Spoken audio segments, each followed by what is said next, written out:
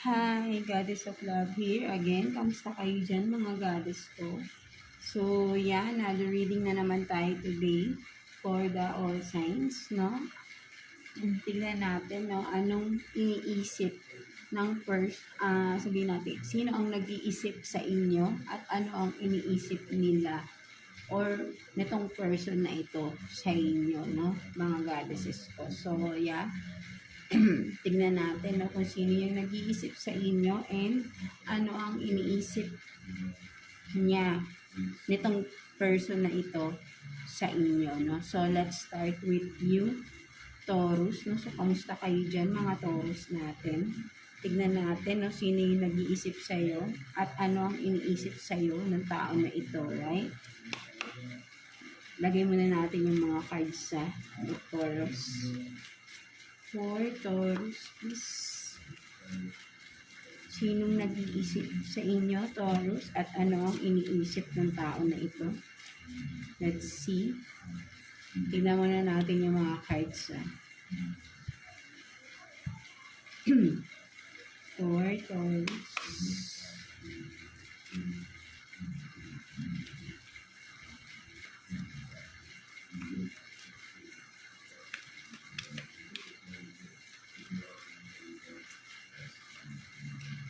Sino yung nag-iisip sa inyo, mga Taurus natin, at anong iniisip ng tao na ito sa inyo, Taurus?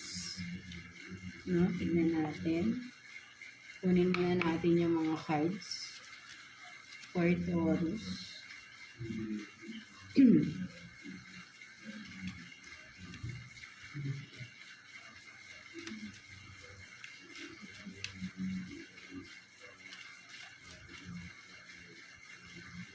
Let's see.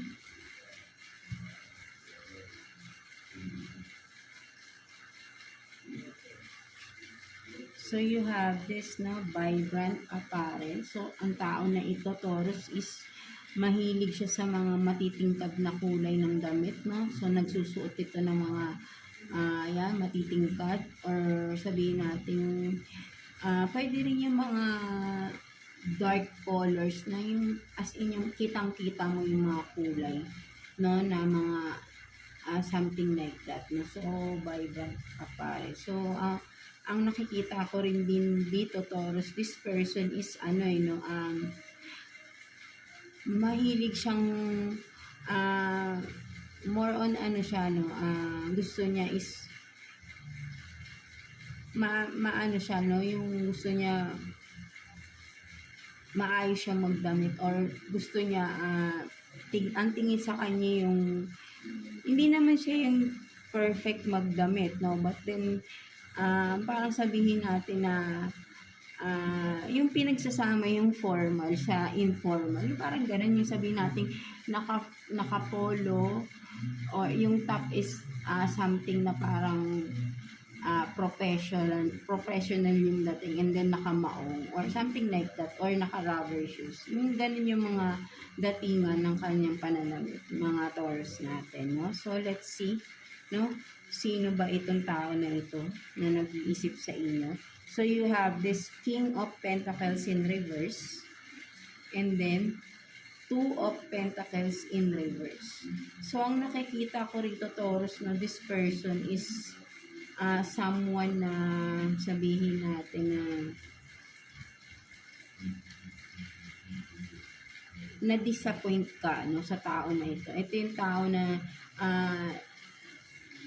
na-disappoint ka, no? Something na sabihin natin na parang yung may ine-expect ka, but then this person, no, parang nag-fail. Parang yung ine-expect mo sa person na ito yung tao na may ine-expect ka, but then parang hindi niya ginawa, no? Something like that, no? Kung sino man itong person na ito, no? So, ayun yung nakikita ko na nag-iisip sa inyo. Yung tao na na-disappoint ka because of something na you expected na gawin nitong tao na to, but then this person failed to do, no? Something like that, no? So, let's see anong iniisip ng tao na ito sa inyo, no? Again, take what's resonate, no, mga Taurus. So, tignan natin ano yung iniisip niya sa inyo. So, you have this, the Magician in reverse. And then, Six of Pentacles. No? So, ang nakikita ko rito, no, parang nakikita ko sa kanya, iniisip ng tao na ito is